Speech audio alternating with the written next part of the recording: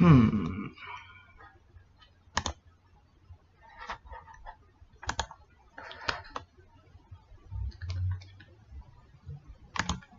Okay.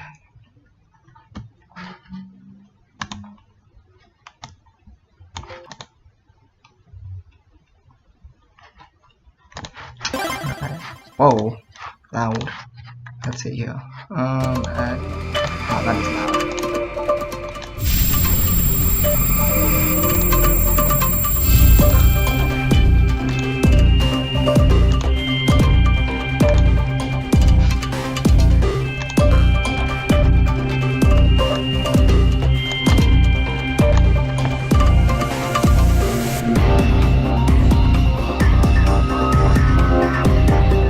We are setting up a stream.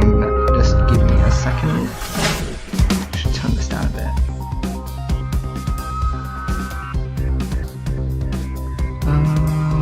This volume seems okay now. Alright. Let's see. Just do that. That seems to be nicer. Alright. Type down a little bit.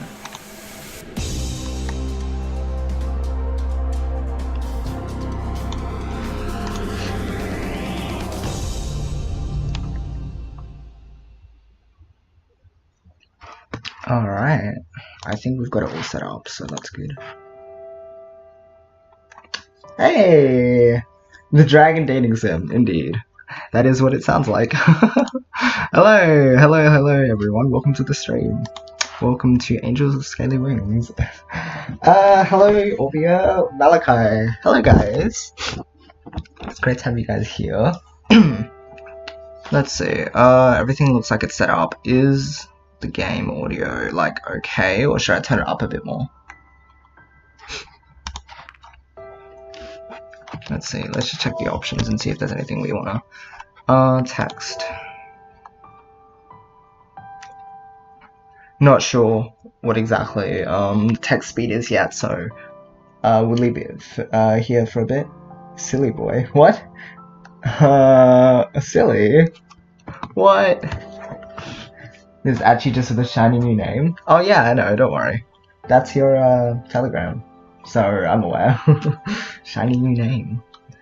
Smaller as well. Smaller name. Not like giant name that people tend to get. Blah. Okie dokie. So that seems okay. Huh, that skip. Huh. Okay, that looks fine. Video audio seems fine. Yeah, alright. Oh, we could put it into full screen. But I suppose this looks fine for the time being. If there's any issues, yeah. I figured this name would be easier for people to pronounce. Yeah, that's what I thought too. Alright. Alright, so I suppose we just start. Let's go. Detecting user profile. Oh, yeah, user profile not found, of course. Please enter your name. My name is Name. We'll call ourselves Yoshi here. So what are these? Quick save, something, auto text, I guess, and skip. What's this? I don't know what this is. Yeah, enter. Choose a color. Go green. Does this look right? Yes, it does. User profile confirmed. Okie dokie. Before we start, please review the following information. Controls: use left click or enter to advance text and select menu options. Press space to advance text only. This is useful to avoid making a selection by mistake. Ah, okay, so space is just to advance the text. Okay, cool. I'll keep that in mind. Escape or right click brings up the menu. Ask you to enter your name. Yoshi. Well, that's our name, right? It's definitely not our name. Oh, so F toggles full screen. Oh, the game window disappeared. We can, this looks interesting. Yeah, it does, doesn't it? We can keep it non-full screen for now. Use the mouse wheel or page up and page down to review past messages and rewind. Ah, I see. That's pretty cool. So you can go back and like re-enter your name if you made a mistake or something. Okay, so space. Hold control or press tab to skip scene messages. S takes a screenshot. Middle click or H hides the text window. So this, if you wish to see this information again, you can do so from the main menu. It's helpful. That would be all. Huh. Interesting way to end off. That would be all. The year is 20XX. Of course it is. Ooh. Interesting. H. Only recently has humanity discovered a portal that leads into a different world, populated with a race of intelligent talking dragons. I was one of the few to travel to this world. Was I? But maybe I should start at the beginning. It all began when we discovered a strange device in the middle of nowhere during one of our expeditions. A portal. Whoa. Interesting. I had heard about similar technology before, though that had been more on an experimental level. From what I knew, other portals had been created in the past and were under consideration for mass application. As for this one in particular though, we did not know who had built it, nor when, or why we found it in the wilderness where we did. What was more exciting to us was the fact that it was functional. After our first tests, we found that there was someone else on the other side who was in possession of a similar portal, and our attempts at communication through letters were successful, but in the end, the machine's extraordinary demand for power meant we needed to act quickly as we wouldn't be able to keep the portal open much longer. How long would it have been open for then? Because if it needed a lot of power, where was that coming from? When we made this known to the other side, we received a very unexpected reply, a letter of invitation. After some deliberation, it was decided to accept their hospitality and send a person to the other side. There was an individual who took the job almost immediately. Oh. Razor is Quedo. That seems the name. I knew him, or rather had known him. We attended the same school back then, and even had a few classes together. We never really were very close friends, but we talked to each other occasionally and hung around with the same crowd sometimes. However, we still went our separate ways in the end. I wasn't sure what to think about the whole thing, but he had to have known what he was doing. He suddenly was brave. Yeah. Gimme? Either that or just very, very foolish. While I wasn't sure which, his courage was applauded by others. After all, he couldn't possibly have known who or what would await him at the other end of the portal, and if he did meet someone there, who knew what kinds of intentions they might have. Not that any speculation on our part would have made a difference. Yeah, it doesn't seem so. And the day finally came. Through he went, with applause echoing across the area, equipped only with the clothes he wore, his multi-tool, a gun and a device on his twist. What am I saying? On his wrist that acted as a PDA. Izki Edo. Is that the name? Oh no. Scroll up. Izki Edo. Izki Edo. That makes a lot of sense. That makes a lot of sense. Thank you for the clarification. Yes, this is helpful to be able to go back on, like, stuff. That's cool. Oh, you can just scroll back a long way. Yeah, right. Then we waited. The crowd that was applauding him slowly dispersed when the enthusiasm died down, as there was nothing for us to do but wait and speculate. You're welcome. Approximately 8 hours later, we received our first message from him. While we had assumed the portal led to another in a different country, or maybe on a different continent, the reality turned out to be much more foreign. The situation he described to us was so outlandish that we initially took it as a joke. A very bad joke, maybe, with even worse timing and no punchline at all. It soon became clear to us, though, that we may just have made one of the most important discoveries since the dawn of mankind. This is really exciting. Finding the portal had been remarkable in itself. This took it to a completely different level. From what he described about the place, or more accurately, its inhabitants, We surmised it could not be a part of Earth at all. We called them dragons, because according to Reza, that's what they were, at least what they resembled most. Even though we found it hard to believe, it had been these dragons who sent us all the letters, and what Reza found... Is it Reza or Reza? Reza. It's hard. Hello, Russian Scythe. Welcome. But a joke needs a punchline. Yeah, that's right. Where were we? On the side of the portal was a whole civilization of them. They could talk, write books, had buildings and electricity. In many ways, their society was actually very similar to our own. So who were they, and where was this place? Could they be aliens? Our speculations led us to conclude otherwise. After all, we knew about the existence of thousands of planets, millions of light years away, that may have been theoretically habitable, yet even then, we had never found conclusive proof in regards to actual alien life forms. Some people brought up quantum mechanics and parallel universes, but in the end, all of this was just conjecture, and ultimately fruitless endeavor, since we neither had the means nor the resources to explore these possibilities in greater detail. I am dating dragons. I think there's just one more thing worth mentioning before I move on. The previous isolation had been mutual. Huh? They hadn't known about any other intelligent life form beyond their own. Their portal had only recently been discovered and was a technology previously unknown to them. And just as we had myths about dragons, they had myths about us. That is weird. That's cool. Schools for some reason having a story called The Blue Carbuncle for our English class is the main character basically carbuncle but blue. Oh, that's great. Goo goo. Blue goo, yes, blue goo. That was what we knew about them so far, and as interesting as learning those things and debating their cultural significance was, we didn't really know what we should make of it at all.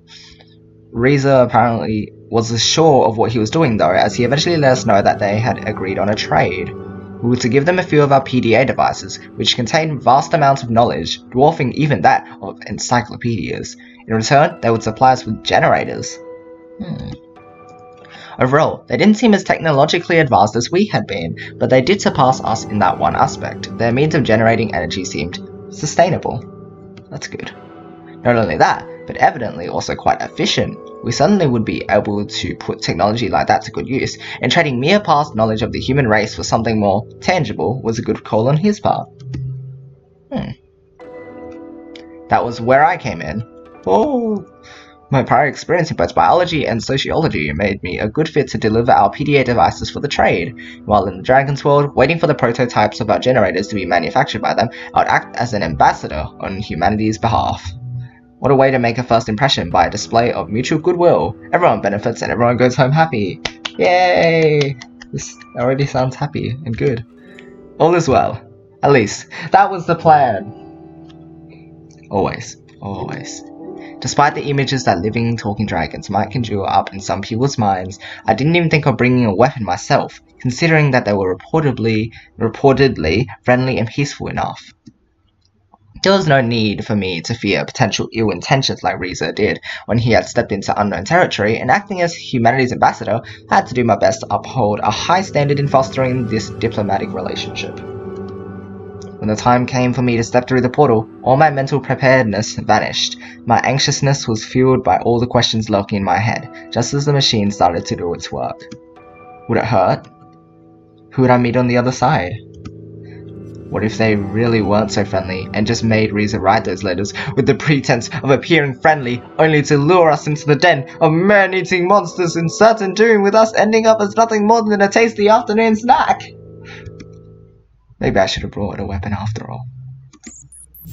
Suddenly, I felt a shiver coursing throughout my whole body, and beyond when I disintegrated, as if every cell, every atom of my body was torn from me and pulled into a different direction. Whoa.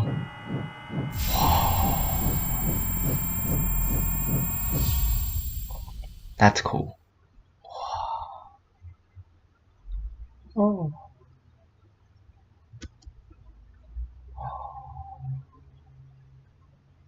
I saw darkness and light, painting patterns in the stars as I traveled.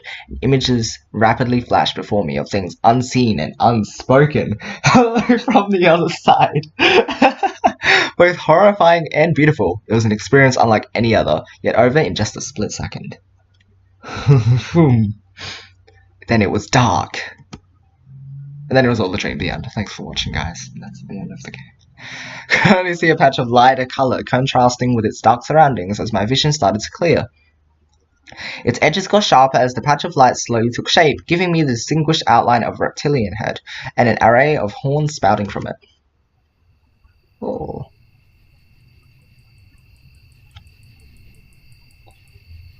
Whoa! It's a dragon! It's a dragon! What's a dragon? As I could now see a dragon who not only had a pair of round glasses, but also wore a burgundy tie around its neck. In the name of our people, I bid you welcome. If I may introduce myself, I am Remy, your guide and ambassador, a representative of our council. Dragu! The dragon spoke! It was one thing to have heard and read about this, but something else entirely to have one standing in front of me, in flesh and blood. And tongue. It was good that all my mental preparedness had disappeared when I was teleported, because nothing could have prepared me for this. Sorry, I imagine you might still feel the effects of the teleportation. Drowsiness or weakness is not unusual, as is the fainting and spontaneous emptying of your bowels, bladder or stomach. How do you feel? Rendered speechless, I had totally forgotten that I was shouldering the burden of representing my people to them as well. So much for being professional, but at least he gave me a good excuse for my blunder. I think I'm alright. Well, I'm glad to hear that. Maybe we should go before it gets too dark. Come with me, please. Okay, let's go. So I followed the dragon, not straying too far from him, as the sun had already departed for the day and the remaining light diminished by the minute. It's getting hard to see where I'm going. Sorry about that, but we had a good reason to schedule your arrival like this. We did not want you to be ambushed by a crowd, so we had to keep your exact time and date of arrival secret. Ooh, secretly appearing. Thanks, I suppose an event like this would make me a celebrity of sorts. It would be the same if one of you came to us. That's quite an understatement. Some people here are rather superstitious. They might regard you or any of your kind as divine, I suppose. Huh. Really? How so? We do have certain myths that involve humans and as such. Oh, I suppose the history lesson will have to wait for another time. Here we are. Ooh. By this point, it had gotten so dark that I could barely make out the building before us. I briefly wondered whether they might have streetlights elsewhere, or if they just did not require any due to possible enhanced eyesight or night vision. Divine Yosh. I could vaguely see the dragon, his light colour still visible within the blackness that engulfed the area, rear up and manipulate the door handle with one of his forepaws. Squeaky door. Ooh. It's a nice house. Hinges creaking, the door opened, and with the flick of a switch, the apartment was flooded with light, blinding me after all the time we had just spent without it. This is where you will live for the time being. It is fully stocked, but in case you need anything else, I left you a note with a few phone numbers. It is getting rather late, so I'll have to take my leave now. In any case, someone will come and meet you tomorrow morning. Thank you, Remy. Have a good night. Until we meet again. Clacky door. With a nod, Remy left the apartment, mindful enough to close the door behind himself. Surveying the room, I considered the events that had just transpired as my gaze met the window. Huh, it's already starting off pretty interestingly. Nothing too strange yet. I could see movement outside, and as I drew nearer, startled, I could hear footsteps in the grass moving away quickly. Assuming it must have been the dragon I just met, I thought nothing of it as I went to bed and slowly succumbed to the sweet allure of sleep overdue. We're assuming it's the dragon. I spent a few moments thinking about my role, my mission, and what it meant to be here now. Huh. You know what? I was eager for the adventure to come. This is going to be interesting. Cool adventure. So many possibilities and prospects raced through my mind. Truth be told, the thought of being able to meet an entirely new species and civilization excited me. As I was going to be one of the first to truly experience their society with its own little quirks, differences, and similarities, I couldn't help but feel like some sort of modern Vasco da Gama or Marco Polo. Maybe I would even write a book about the whole experience after it's all over. I'm sure it would become a hit, all things considered. At any rate, this is going to be fun. A choice! Yes, first choice in the game. Choices are going to be impactful for future, I suppose. Some of them would be. Chapter 1. Inception. Ooh. Ooh.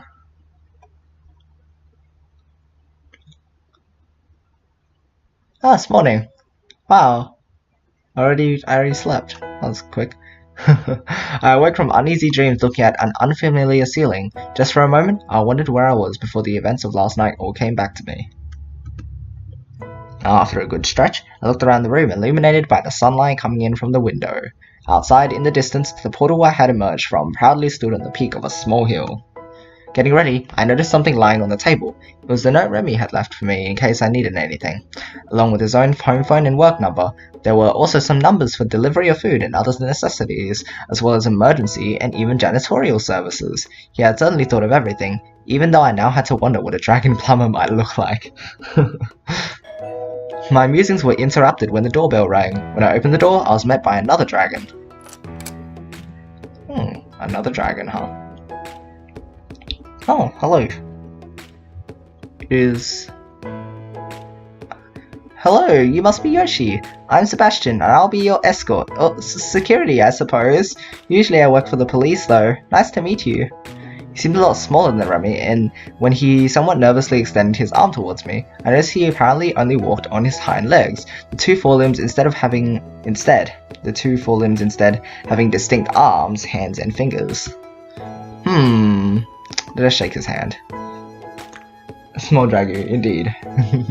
When I took his hand into mine to shake it gently, I could feel the individual bumps and scales on his rough skin. Nice to meet you too, Sebastian. So where are you taking me? Straight to business, eh? We're going to visit the plant where they are making your generators. They have some use for you, also I've heard. Riza will be there too. Sounds great. Just follow me. Let's go follow! While we walked, I was under the impression we were purposefully avoiding the busier parts of town, instead straying towards the edges and small alleys as to not garner too much attention. Yeah, I'm gonna be sneaky. Sneak. We're back? Alrighty. Even then, we got the occasional stare. Of course we did. After just a couple minutes, we arrived at our destination where we were met by Riza, as well as yet another dragon, a vicious-looking beast that didn't stay too close to him. Oh. Vicious, huh? Oh.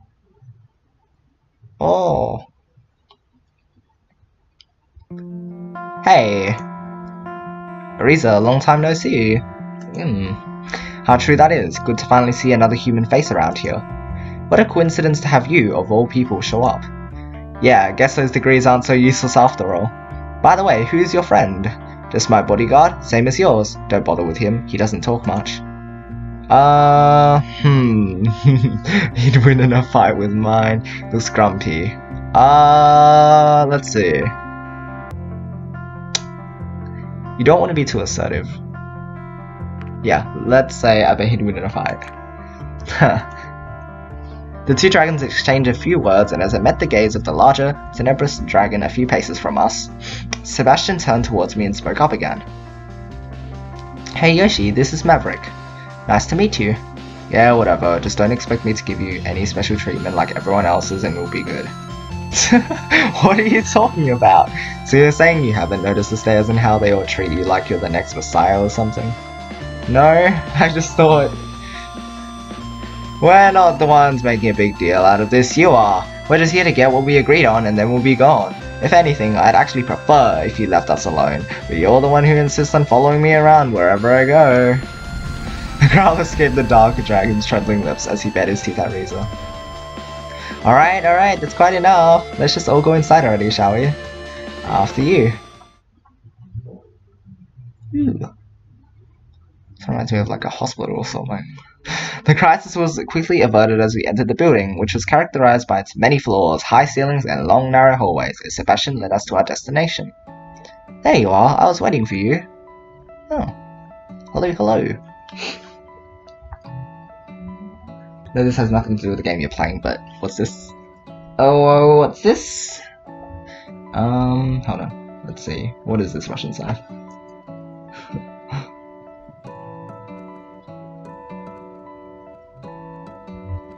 Guys, this is... yeah, that's great. I've seen that before. Level 24 top is crazy. It's ridiculous. Wait a minute. I thought we were going to meet the guys from production. What are you doing here? They're only coming in later today, so you'll just have to make do with me. I see. Well, Yoshi, this is Anna. She kind of manages this building, though actually she's more involved with the research wing rather than production and engineering. Nice to meet you. My pleasure. I have something for you, by the way. I'll take them a while to make all the generators we promised, but we've got one for you here. Feel free to send it home and give it a test. That's great. I'll take it. That was fast. He just like, whoosh, just swooped in. That's a little small if you ask me. Don't underestimate its power. Oh, and do be careful not to drop it. Sure, I'll be waiting outside while you do your thing, Yoshi. Suppose I'll wait for you outside as well. What thing? Oh, have you brought the PDA? Of course, here you go. Alright, now to give this thing a test run. PDA lit up as her hand swiftly moved around its interface in calculated motions. By the way, would you consider letting me run some tests on you as well? It would only take a drop of your blood. Oh gee. What? Why? I work in biology, so obviously this kind of thing would be very interesting to us. I'd share the results with you, of course.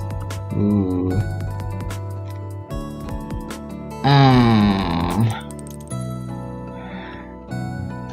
I suppose it would be a good idea here. Right? They're interested in us, we're interested in them. Yeah, sure, why not? Great! She was quick to produce a small device from a drawer, which from a glance reminded me a lot of a test tube. Now, if you would give me your hand, please. As I reached out to her, she took my hand into hers before she pressed the device into the back of my hand. At an instant, as pain jolted through out my hand, something sharp drove itself through my skin, and shortly afterwards a droplet of blood was sucked into the tube and attached to the small needle. Ooh, thanks. You're welcome. You gave Anna your blood. Wow. Looks like your PDA is good, by the way, so we're just about done here. And since we're both in biology, it could be interesting if you want to meet me other time as well. Here's my number. Alright. See you soon. Got the phone number. Russian, no! Oh, that was interesting. Yeah, that was interesting. That video is also interesting. Go check it out if you want. Did she ask for your blood too? Yeah. Did you give it to her? We're not gonna lie. Yes. Oh, well, it's your choice. Got no idea what they might do with it though. I'm getting hungry. How about some breakfast? I'm all for it. I can't stand early mornings like this. That shouldn't be a problem. There's a cafe not far from here. What do you say, Mavens? I wouldn't mind to grab a bite myself. That settles it then. Luckily for us, the cafe was mostly empty when we arrived, as it was still pretty early in the day. Razor was quick to lead me to a table for two, prompting the dragons to get one of their own at the other side of the restaurant. Ugh, finally. I can't stand that guy being on my tail all the downtime. Wow.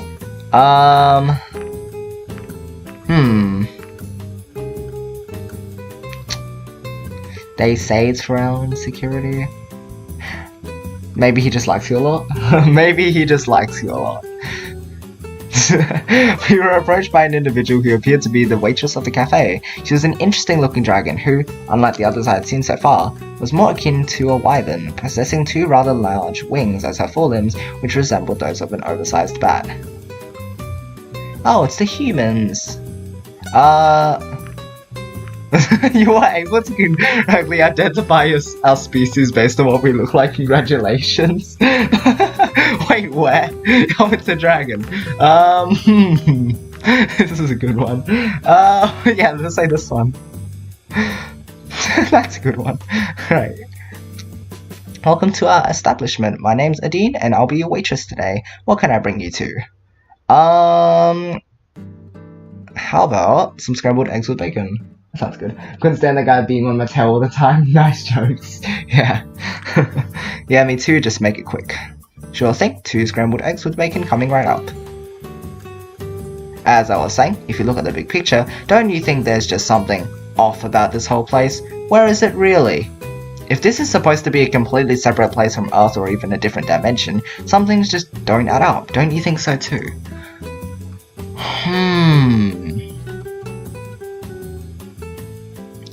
I suppose from here it's like not a big deal yet. It's not like super serious, so we don't need it. It is interesting, but I don't want to sound like I'm like already super suspicious about stuff, because I'm really not.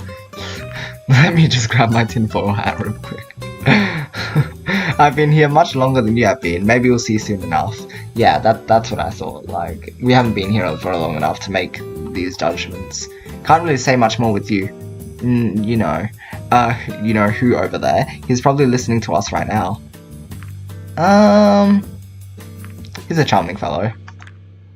When I let my gaze wander, I saw that Maverick was looking in my direction. Our eyes met briefly, his expression not showing any discernible emotion, while I wondered whether it had just been a coincidence or if he really was able to hear us from the distance.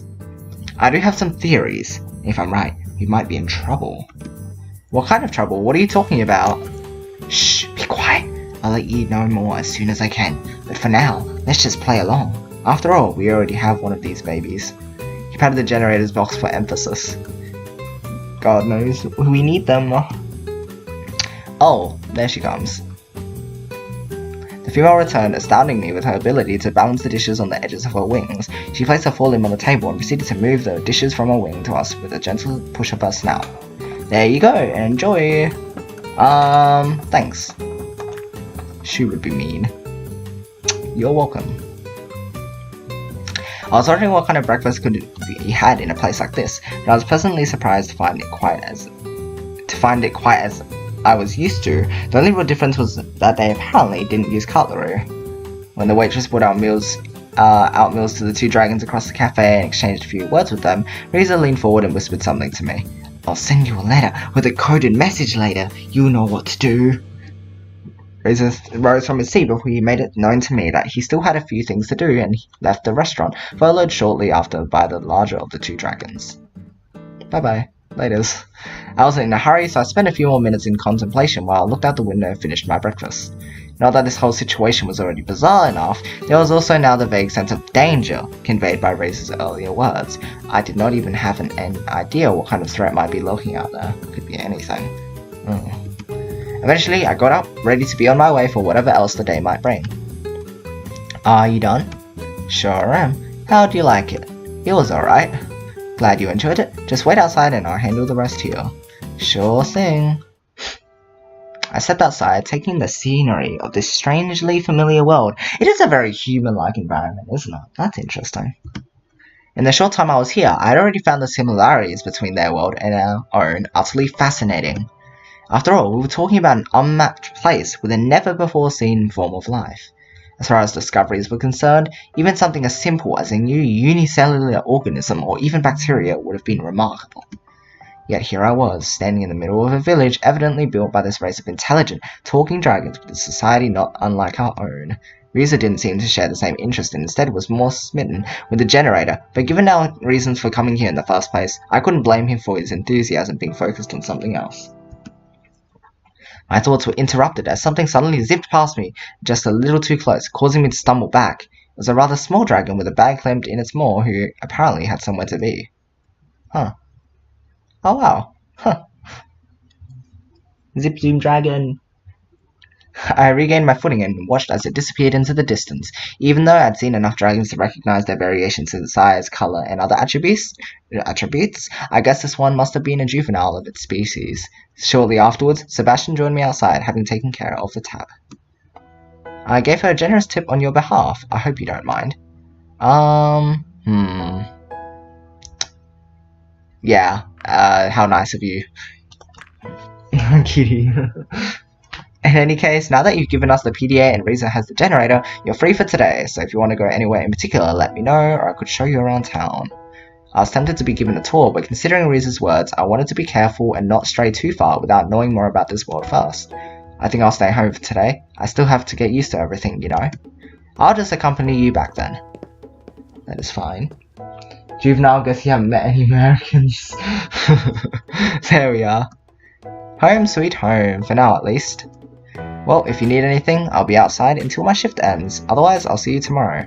Thanks, see you tomorrow. See ya! Hadn't really looked at the apartment much, so I spent the rest of the day investigating it and relaxing.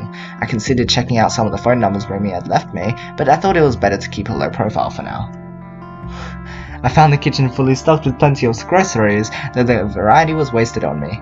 I hadn't been a particularly great cook in the first place, but what was more, I didn't even recognize some of the things I found there. Oh jeez. Whether they were edibles that we had back home that I just didn't know about, or something completely alien, I wasn't sure, but I didn't want to take the risk of eating anything I didn't know. Yeah, that's a good idea. After all, it was possible that some of the comestibles might be fine for them to eat, but still be poisonous to us. I was also glad to find a shelf that was filled to the brim with a variety of books. If this game keeps up with this language, I'm gonna learn some stuff through games. Through this game, it's gonna be great. Edibles. Order pizza. Yeah, wish. Please don't tell me there's going to be a story about someone flirting with dragons. It did have dating sim as one of the tags, but there's more to it, so it should be good. While I found the subject matter of man, myth or reality to be quite intriguing, I had to give up after just a few pages due to its exceptionally dry writing style, which I wasn't inclined to enjoy at the moment. It's a dragon dating sim doesn't have a Valentine's Day. Yeah. In the end, I settled for an adventure novel about a dragon archaeologist who stumbles upon the remains of a long-lost human civilization, after which she is hunted by an evil organization who wants to use the found magical artifacts for its own nefarious purposes. Oh, well, that's intense. While entertaining, I had to admit that it reminded me a little too much of the trashy novels we had at home. I suddenly found it amusing that certain tropes were not really unique to us as a species, though I wondered whether this kind of literature had fallen into disfavor here as it had back where I had come from. Perhaps. Can I trust that sentiment? I kinda want to. Hi Rockla, welcome to the stream. I have no clue what this is, so that's going to be my headcanon. Okay. I was reading a particularly exciting scene in which the hero, Sheridan, uses one of the magical artifacts shaped like a pair of human hands holding a scepter with a globe at the top to prevent herself from being crushed and ground into bloody pulp by an ancient human temple's moving walls, when I suddenly heard the doorbell ring. Always get to the exciting part in like a book or something. It's like, ding dong, sorry, can't finish. Ding dong. Let us open the door. Who's at the door? Oh. Hello. Hello. All sorts of different new dragons.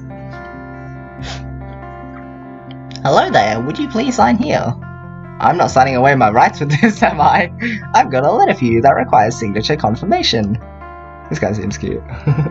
Jeez, gruesome dating sim. I see. Looking over the clipboard the small dragon was holding up to me, I saw that the sender of the letter in question was Rizzo. There you go. I'm Lauren, by the way. Would you mind if I asked you a few questions? What is this about? I'm just making small talk. Wait a minute, I recognize you. You tried to do the same thing with Riza. Maybe I should report you to your superiors for your inappropriate behavior towards your clients. Wow. Mailman, it was a male dragon. Cutie blue dragon. Inappropriate behavior? Aww, don't be mean. But it's important. Please, just let me talk to Yoshi for a few minutes. You know how it is, if you want an interview with one of the humans, you have to get permission from the proper authorities. Help me out here, Yoshi. As an ambassador, you care about the accurate portrayal of humans in the media, don't you? Then you should talk to me. Otherwise, someone else will fill in the blanks, and who knows what they will come up with. That's true. The media is known to, interpret everything weirdly. Can I interpret that lewdly? Yeah, of course you can. Hello, Dragon Visual Novel. Yes, that is what it seems to be. Yes, definitely. Hello, Chip. Welcome to the stream. Let me show you something. The small dragon opened his bag, rummaging through a number of letters and small packages. I think I lost it. Oh, oops. Anyway, I wanted to show you some pictures of what people think humans look like. On some of them, they have 4 heads and look nothing like you. It's crazy. Dragon dating sim with gruesome extras. What are you, Lauren? A reporter? No, I'm just... Do you want me to remove him, Yoshi? Is what he's saying true? Yeah, I guess. I see, that sounds pretty interesting though. Alright, you can leave your number here and maybe I'll call you later, but that's all I can promise. Thank you so much! This guy seems super cute. He quickly produced a small sheet of paper and scribbled his number on it. Afterwards, he sheepishly represented it with both hands. Alright, you got what you wanted. Off you go now. Remove him. Imagines what the gruesome extras could be. Oops. For an angel with scaly wings, Sebastian sure has a lack of wings. I guess, yeah, I'd say so. Call him. Yeah, we will. Probably meta commentary, I guess. Sorry about that. Don't worry about it. I guess that should be all. I'll see you tomorrow then. Alright. Good music too. With all the commotion, I almost forgot that I was also still holding Reese's letter. Oh yeah, I forgot about that. Sebastian is an angel in my heart. He is an angel in everyone's heart. Sebastian's not able angel, obviously. Within the plain envelope was a similarly plain sheet of paper with his handwriting. When I started reading, however, I saw that his wording was so full of pleasantries I knew he hated that I assumed every word of it was faked as to conceal its true intent. He did mention I'd know what to do, but I was unsure of how I was supposed to decode the letter's secret message. Yeah, that's going to be interesting. I didn't remember ever having a conversation about this topic with him, yet he still relied on me to remember whatever it was that I was missing, or he thought I would just be able to figure it out on my own. It must be one of those, like, I don't know, high school secret code messages or something, like at school when you just like pass around secret messages to each other or something. Is that what this is? If it's a plain piece of paper, I guess it was actually handmade. This is what it said. Hello, my dear friend. I hope this letter reached you swiftly and in good condition. Unfortunately, we were not able to catch up earlier, so I wanted to write you this letter. How have you been these last few years? What have you been doing? How's the family? I feel like there is so much we should talk about since we have not seen each other much recently. At least we have a chance to do so in this form. And you can't find Destiny, but you can date her, I guess. Shit, a secret. Like that cannon. That's great. Quite an exciting venture we are on now, right? Have you liked it here so far? Made any dragon friends yet? Destiny definite. Oh, wrong part. Anyways, I'll be looking forward to your reply soon. Best regards, Reza. Yeah, he didn't seem like the kind of guy that would talk like this. Yeah, various things came to mind. Only reading certain words or letters was one that I thought of immediately, but I couldn't make out anything after trying to find a system within its array of letters and lines. Maybe I had to look more carefully. I didn't really identify anything either. Look elsewhere for hints, I think. Right? Read between the lines? Read between the lines. Look elsewhere. Or maybe he referred to the fact that we were both given an apartment. Considering the things they provided for us, maybe I just had to find the right object to decode the message. There were many everyday items here though, and of course I still had no idea what in particular I was looking for. Let's look at the bookshelf. The bookshelf was stocked with quite a variety of books on different topics. Look at it in the look behind the books? It is a little random to go. Look at Simba. She's S. S is top by nature. Oh jeez. S-chan. Of course. Look behind seems so random. I guess look behind the books. Maybe Reza left me another message here at some point. He could have known that I was going to live here, so I suppose it's possible that he helped me with the preparations and hid something for me to find.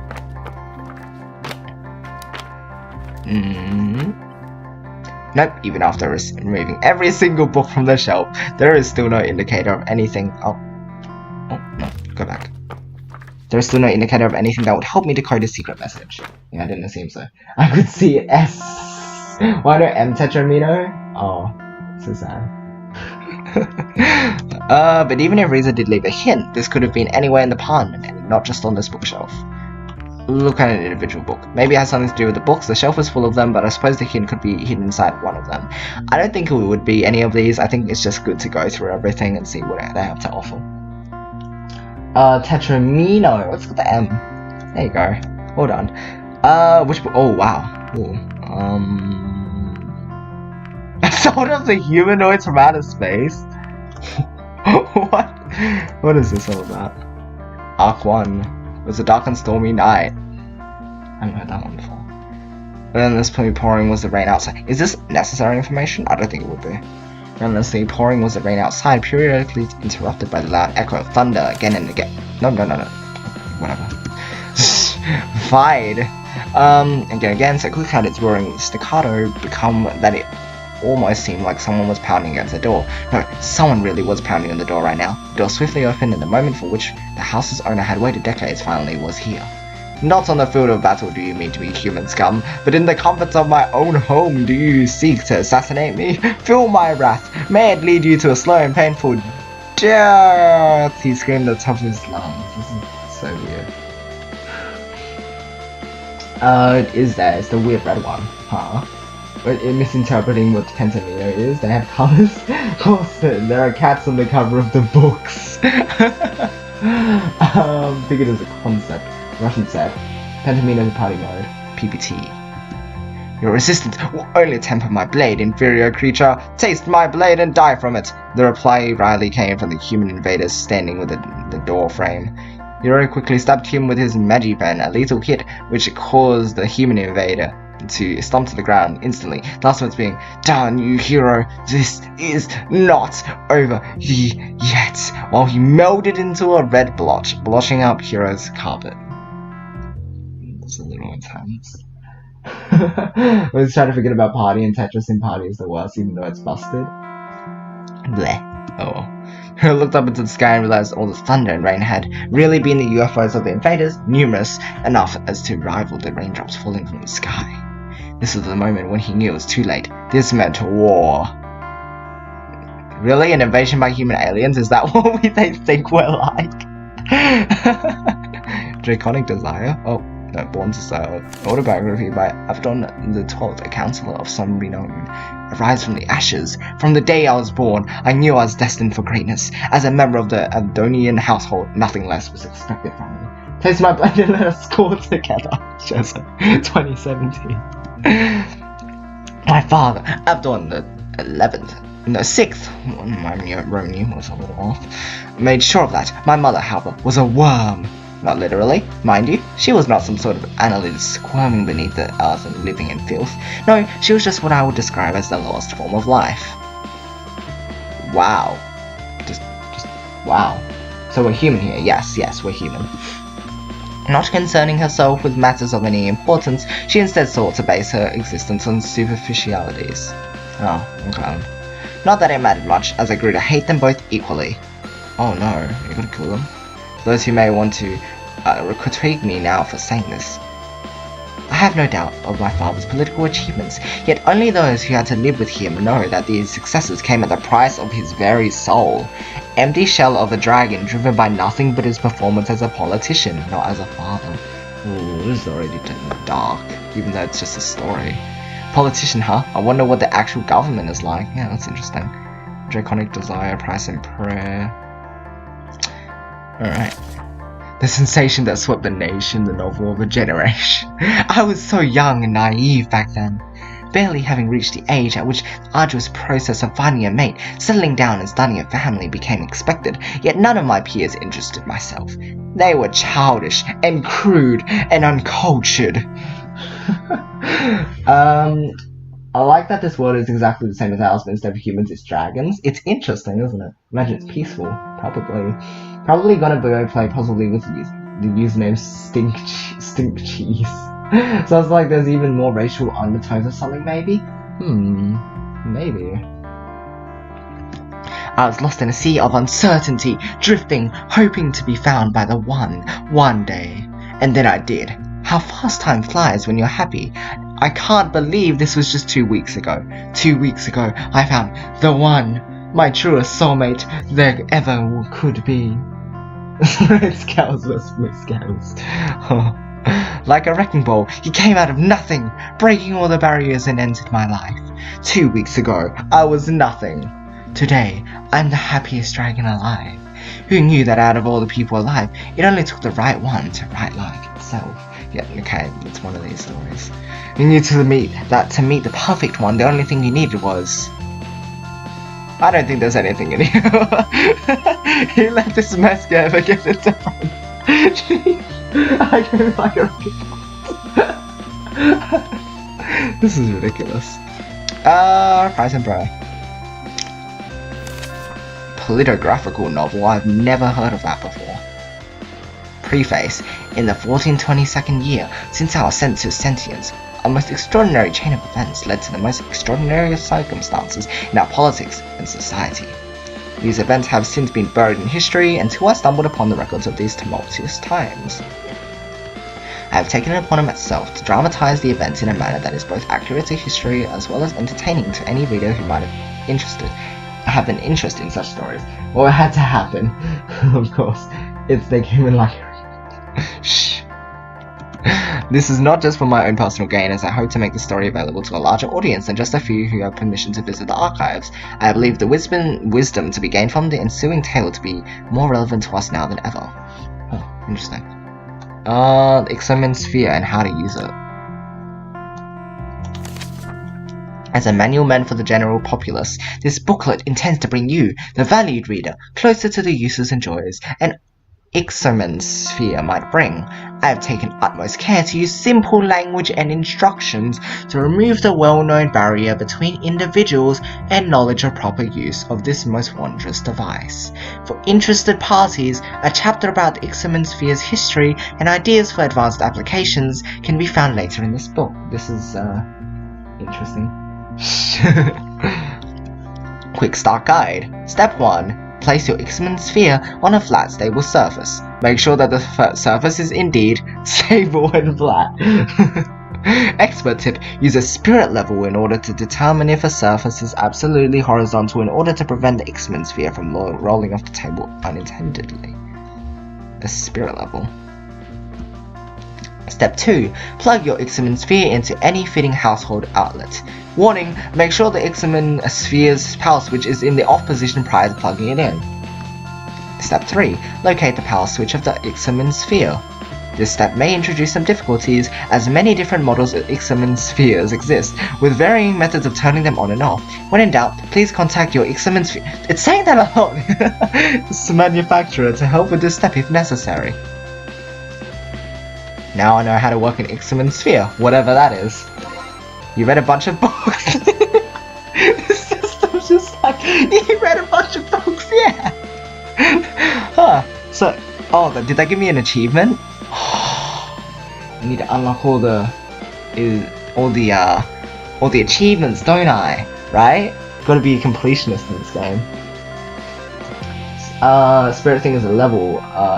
Spirit level is a thing from what it's worth. If you thought it was some fancy thing, sounded like that might have been the case. I wasn't sure. I was thinking that it was like something that existed, but I didn't know what it meant. So I have no clue. Please read more books. That's all the books. Clap on, clap off. Which book should I look into? No books. Go back. I said go back. Look at the bathroom. Look inside the cabinet.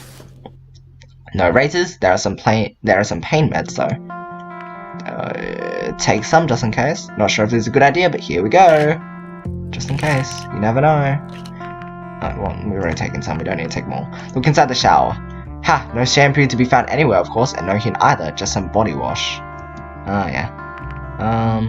Yeah. That's it for there. Look in the kitchen. It's those things with the bubble that you use to check if it's level. Huh. I haven't seen those before. Do you have like an image or something? Achievements now trying to trick people into reading books. More. More of the what was it? The pain pills or whatever. Look in the fridge. Plenty of stuff in here. Look at the meat. Wait, just a slab of meat. Nothing special about it. Wait, where is the meat coming from? That's the question. World of Dragons. What is the meat from? Final pills turn into a dragon prophet. Physically. Is it metaphysically? What? I'm confused. Look at the milk. Pasteurized? At least they've got that down. That's good. That's good. Crack an open egg and look inside? No, just a regular egg. Regular egg. Do they have normal humans? is world of dragons doesn't mean cows don't exist. That's what I thought though. Like, is it just like, so they've got an egg, maybe like cows, chickens exist and everything as well. The thing is, since it's like a different dimension or something, the question is like, do they have all these animals? You turn into a dragon physically with all these drugs. Who knows? Well, we already done that. Why does it still have the option? Can you just do it again? Or what? Okay, well, that's weird. Examine an unlabeled container. It's an unlabeled container with some sort of white liquid inside. Here goes nothing. White liquid. It's salty. Wait, did I just randomly just... Okay. You drank a mystery liquid! Keep cracking more eggs. I've heard people have done it metaphysically normally. Really? Wow. If I do this enough, do I get an achievement? Crack lots of eggs? Just listen to the cracking sound effect. Okay, that's enough. That's 7 times. Yeah. Look in the pantry. Just some fruits and veggies here. What should I look at? Let's look at the date. Put it on the floor and then step on it. What would happen? What kind of... A big... What am I doing? What am I doing? No, there's no in here. What should I look at? Oh, there are 2 of them. What a nice pair. Guess I live for puns. There's a whole dozen in there. Crack them open. Oh, do I have to do a salty white liquid? Do I have to crack 12 of them? Is that what it is? Maybe. Something going on a trip. Not sure how to be any more blunt. I see. Fig. Don't know about figs quite a bit actually. Figs are ripe with history and still enjoy some cultural significance, especially in religious circles. What? Example, they are the leaves with which Adam and Eve covered themselves up in the Bible's book of Genesis. It always happens to be the kind of tree Buddha achieved enlightenment under. Wow. Wow. Puns are like this game? This is great. Of course, a couple of them. The pun. Not only that, but it is also mentioned in Greek mythology. Isn't it fascinating? Wait, there's more. The influence of figs also extends towards words, phrases, and sayings we still use today. Take the word sycophant? For example, which comes from a Greek expression meaning someone who shows the fig, which was a vulgar gesture at the time, or I don't give a fig, which of course is a figure of speech. I really like making puns here. I've never played this game, but they keep giving me the option to open more eggs. Yeah, that's why I'm interested. Might as well be said that the influence of figs is as far as reaching as its fruit is succulent, figuratively speaking. I'm making puns to myself in my head.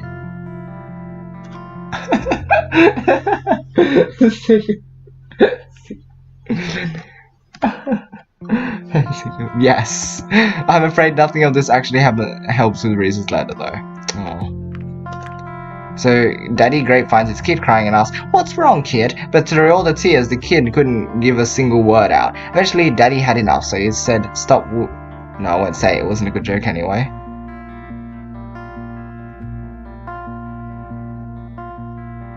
I don't get it. Please don't stop with the puns. I think they're just... I don't even know. That's why I stopped playing it, because you can keep opening eggs. You learned a lot about fruits. Look, see? Look, achievements. What should I look at? Lemon. Lemons, lemons, lemons, of course. Why didn't I realize it sooner? Lemon juice is about the simplest way to write a hidden message using household items. We learned about that in chemistry, in the most boring detail, of course. A message written in lemon juice on paper becomes just about invisible to the naked eye when dried, but after heating it gently, oxidization occurs, making the message visible. Whoa. No, say it! I don't know what the joke is, neither. Oh, look, an ant. An ant, whatever. What's it? Oh, yeah, it's an ant. It must be an ant. Was it a spider? I think it's a spider. Maybe it's an ant. Whatever. I can't see it from here. That's interesting. I was sitting next to him in class when we learned about that. He made a joke about using the method to cheat on the next test, and I replied by saying he'd have to bring an iron. Had he really expected me to remember a random chemistry class I had years ago? But then, I did remember it after all. Yeah, it's interesting. Meet me at the portal tonight 10 PM was all the message said. I wanted a good amount of time, but I still had some left before I'd have to go out to meet Reza, so I decided to make some lunch. Afterwards, I resumed reading my book about the continuing adventures of Sheridan and her exploits in destroying cultural artifacts.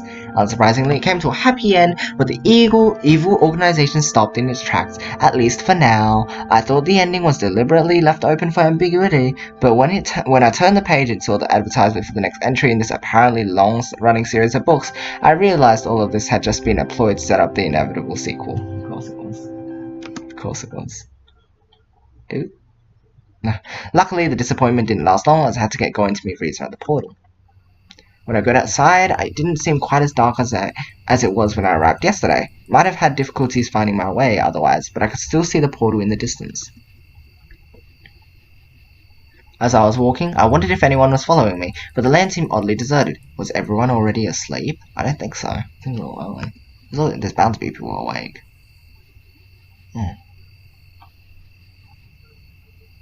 It's the portal. Eventually, I arrived at my destination. Reza was already standing idly by the portal, his fidgeting making it obvious that he had waited just for me. I was already wondering whether you'd get it at all. You didn't make it easy, yeah. What a wonderful night it is. Okay, okay, sure. Just look up at the stars. You can see them so clearly here, without all the pollution lingering in the air like back home. Yeah, light pollution's a big thing. Almost as if we were looking right into the face of eternity itself. For so long, humanity thought we'd find aliens out there, and after all these years, we found we were still alone in the universe. Turns out, we were just not looking in the right place. What's going on, Reza? Why did you call me here at this time? For one, because we're sending the generator home. Right, before I was sent here, they told me they would limit the use of the portal as they couldn't afford to keep it open all the time. In order to keep in contact with us and to enable us to send things over to them, the portal would be open for just a quarter of an hour each day. Sending something back home wasn't really problematic for us, since the high energy expenditure associated with sending bigger objects only affected the sender, not the receiver. However, this was also meant that until all businesses was concluded in regards to our trade with the PDAs and the generators, we were basically stuck here. As for the other, do you know what this place is? You said something about trouble. How much danger are we in, really? More than enough. I'm afraid this whole place will be gone soon, and we better not be here when it happens. Huh? What are you talking about? This is weird. I hoped you'd see it too, but then it took me a while to understand, and I had a head start on you, in any case. While he was speaking, my gaze wandered and fixed on some movement nearby. It was hard to make out anything, but I imagined it might just have been wind blowing through the nearby shrubbery, except for the fact that there was no wind. Reza, this might take a while to explain, but we've got the whole night. Reza, look. He turned around to face whatever I was seeing. He squinted hard before he called out. You! How dare you follow me even here? The disturbance came closer until it became clear that was Maverick, who had hidden nearby to listen in our conversation. I knew you were up to no good. What were you talking about? What are you planning here? Some kind of attack? Wait a minute, there's no reason for... Don't try to deny it. I heard you both talking about it in the cafe, and I saw the letter. You think I couldn't smell the lemon on it? Pathetic. You'll have to come with me to the police station now, both of you. Come on, I think you're overreacting. We'll come... Can you go back to the text? No, okay, yeah, that just happens. It's too fast. Reza, what are you doing? Come on, Yoshi, let's get out of here. What? This isn't a good idea. In the dragon's side, I could see the wound where the bullet had penetrated his hide, a trickle of blood staining his dark scales in the earth beneath. Reza used the opportunity to run off in some direction. I wasn't sure which. I frantically scanned my surroundings looking for Reza, though he had already vanished into the darkness. What was I supposed to do? Run away as well? Help Maverick? I was just a diplomat and I had no idea what was happening. Oh no. Oh, I'm sorry. I needed to see the text. I didn't think it would replay the shot. That's so awful. Ah! Suddenly the dragon whipped around, hitting me in the guts with his thick tail. I was lifted off the ground briefly before I felt the impact of my body hitting the ground hard enough that my vision blurred almost immediately. A deafening roar battered my ears. Was this his cry for help? I could barely move, but I found it better not to try, as to not startle the wounded dragon more than he already was. It certainly would have ended badly for me if he tried anything. I heard him take a few unsure steps before he lay down on the ground, panting. I was still watching you, you know, and you better not move for your own good. If I have to get up again and come after you in this condition, I can promise you I won't be nice. Nothing came back and someone got shot. I know. Reza was here, and then he's just like... So something's dangerous. Maverick comes along and is like, "Oh, you two are planning something," and then he's just like, "Come on, let's get out of here," and he shoots him. I'm just like, okay. Took a few minutes of listening to his laboured breathing before someone arrived. It was two dragons. The first I recognized as Sebastian, the other one I didn't know. Heard Sebastian and Maverick exchange a few words when this stocky fellow approached me. Oh, that's intimidating. What's the matter? What's going on? Hey kid, you alright? Still feeling a little dizzy. I'm Bryce, the chief of police in this town. Can you tell me what happened? Should I talk about Riza? I won't say this. I don't want to lie. I think we need to tell them. Riza shot Maverick and ran off. Is that so? His face was stern and seemingly lost in thought as I overheard Sebastian's conversation. Yeah, but you're the flyer on duty. We probably won't find him now. Not here in the darkness at any rate. Well, that's just brilliant. What do you think, Chief? Yoshi, can you walk? Yeah, I think so. Alright, Sebastian, take Yoshi to the apartment. Get us some help here for Maverick, and then we'll look for Riza. Right on. Come on, Yoshi, I'll help you up. Thank you. I was still shaken up by the events I just witnessed when I arrived at my apartment. Not knowing anything better to do, I soon fell into a deep slumber. Riza seems suspicious, saying it's dangerous around here, but he doesn't seem trustworthy enough. Alright. The next day, I awoke with many questions lingering in my head. I considered calling someone from the police department to ask about Riza and Maverick, but in the end I decided against doing so, as I was sure they would contact me if they had anything to tell me. I knew it was no use worrying about it for now, so I settled for starting another book. It didn't take very long though before the doorbell rang. Did Bryce, the chief of police, take it upon himself to escort me today? Oh, it's you again. Are you surprised? That sounded mean. Oh, it's you again. No, but I guess it'll be in bad news. Afraid so. How are you holding up? Better than yesterday, that's for sure. Let's go for a walk then, shall we? Sure. This time, I was taking along a different route than yesterday. I was quite sure there was more to this than just taking a walk. I'll just go ahead and guess he didn't find Riza. Yeah, we hoped he would have come back on his own by now. Do you have any idea where he might be? Maybe he mentioned some sort of place in particular that holds some meaning to him? No, not really. We didn't get a chance to talk much at all yesterday before. There's that too. I have no idea why Riza would have done anything like that. I had the impression that they weren't very fond of each other, but this... How is he, by the way? Oh, Maverick is doing fine. There's plenty of blame to go around. You're right, they didn't particularly like each other. In his statement, Maverick says he suspected Riza of planning some sort of attack. Do you know anything about that? No, he only told me something was going to happen, not that he was planning anything. At least, that was the impression I got. Who do we trust here? He's suspecting you too, by the way, that you both planned this from the beginning. No, that wouldn't make sense. Actually, none of this is making any sense. Why would we go through all the lengths of our agreement only to jeopardize it by doing something like this? We even already have our PDAs, and we don't have much to show for it yet. If we haven't had any nefarious plans, this wouldn't have been a very good idea. You have a good point, I believe you, but from our side, we only have Maverick's word on the whole matter. After all, he was the one who spent the most time with Riza since he arrived here. But even then, he didn't really have any reason to follow you yesterday, and his behavior was completely out of line. I'm just glad he came out fine. Thank you. If he wasn't on mandatory sick leave, he would be suspended right now. We'll have to wait until this whole thing is over before we decide what to do with him. I can assure you, this won't be taken lightly. This kind of attack on a diplomat could be classified as an act of war punishable by death. That's a little extreme. Maybe they both acted in the heat of the moment? I don't believe that's the case. I hope so. Go for a simple response? Yeah, I hope so then. I personally guarantee it. We still got quite a lot on our hands now though. We have a wounded dragon and a missing human. This could lead to a diplomatic crisis. Maybe Riza will show up soon and we can get all of this behind us. I hope so too. I really wouldn't want to jeopardize everything over this unfortunate incident. Gonna be right back again. Hope no one else gets shot. Yeah, I'm hoping not. See you soon. Yeah, Yeah, how about we both just keep quiet about this whole thing for now? After all, I don't think any of us wants our people panicking about this already, right? I merely nodded in agreement. Oh, where's this?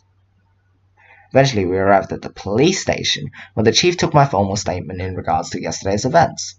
He asked me about Riza and Maverick too, not that I knew much of anything that preceded yesterday's events, or the mysterious catastrophe Riza had mentioned. Afterwards, he thanked me and left to file my statement while I sat by his table, waiting and listening to the goings-on of this small, provincial town police department. When he returned, he was approached by someone who seemed to have urgent news. A lot of talking between the two ensued that I couldn't make out from my position. This went on for a bit until Bryce turned to me. Afraid I have more bad news for you. Riza has now officially become a murder suspect. It just got dark. Murder? We're headed to the crime scene and hope you'd come with us. Me? A crime scene? I don't really know much about forensics. Just that you're the only link to Riza we have. Consider what he said would happen to us. It's in all of our interests that we find him as soon as possible. And if he has anything to do with it, you might be able to help us find him. Your cooperation would certainly be appreciated. It would be a nice gesture to show us that you're trustworthy in the eyes of those who might think otherwise after what happened yesterday. I will help you. We will help. Suppose I don't really have much choice here, but you're right. We've got to find Riza, and if that's what it takes, then I'll do it. Eat invisible popcorn. Very well, let us go then. On our way to the crime scene, he tried to prepare me for what would come. I had studied biology, so I was familiar with the sight of dead animals. Asking myself how similar this would be, I wondered if my reaction would be any different if it wasn't a dragon, but a human corpse I would be seeing. When we arrived, we were met by Sebastian, who gave us an overview of the whole situation. I wonder what would have happened if we said no. Just wouldn't have gone. Be untrustworthy. This morning, the victim was found by a delivery flyer for a restaurant. Blood loss from multiple wounds are the likely cause of death. Forensics was already here, so feel free to poke around. A few paces in front of us, the unfortunate victim lay on the ground, covered by a sheet that concealed the body, not the large red stain underneath. We approached, while Sebastian went off to deter any curious onlookers. I know it won't be pretty, and I'm sorry for putting you through this, but you know what's at stake here. Just remember what I told you, and you should be fine. Alright, are you ready? I guess so. Oh, jeez. This is gruesome. This is really gruesome, huh? What do you think? It was definitely dead. Yeah, rip. Let's just say this will be your test, and tell me what you can deduce from what you see. Give it your best shot. Investigation start. 2 wings, 2 legs, just like the waitress in the cafe. About as big as a human, lengthwise, if not slightly taller. The wingspan would suddenly look impressive at that size.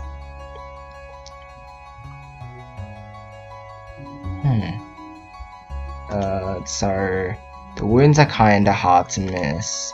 True, but what are they telling you?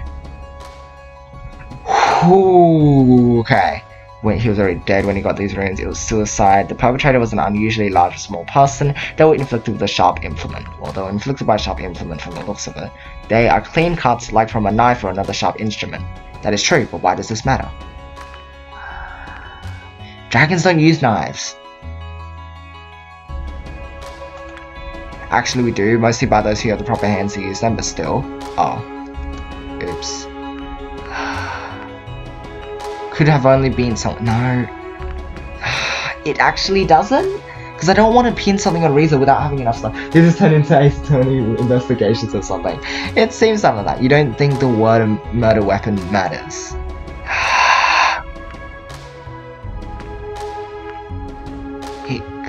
I don't know. I don't want to deduce anything. Yeah, see, okay, let's just say this. Could have been. That's right, only those of us who walk on 2 legs have the proper dexterity to wield a knife effectively. Most of the dragons would probably just bite instead. Of course, this rules out most of the bigger dragons and flyers. Yeah, but then Riza still has his. What was it called again? You mean his gun? Yeah, if it was him, why would he kill someone with a knife rather than just use his gun on him? Yeah, see, that doesn't make sense.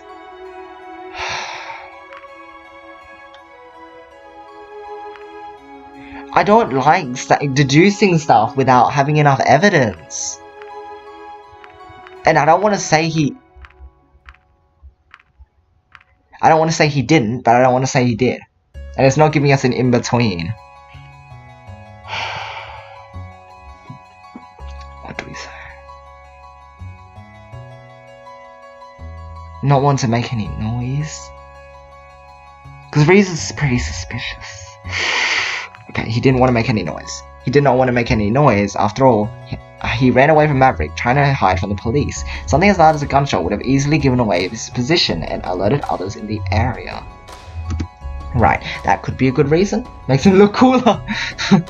By the way, which wound do you think was the lethal one? The one on his neck. Neck one seemed to be very lethal, yeah. I think it was the one on his neck. That's right, if all the blood from it wasn't a giveaway, this is a stab wound, characterized by a rather small footprint, but you can tell it's also the deepest one. And from the location, it's pretty obvious this must have done tremendous damage. What else do you see? There's a lot of blood. Lots of blood to suggest that.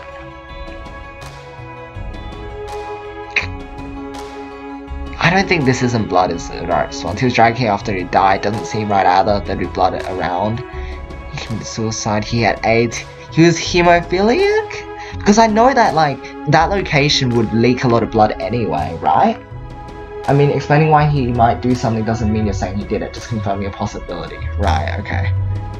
This isn't blood, he died here, right? He had AIDS, I don't think is right either. He died here, else there would have been a trail we could follow. The splatters also suggest this is where they fought.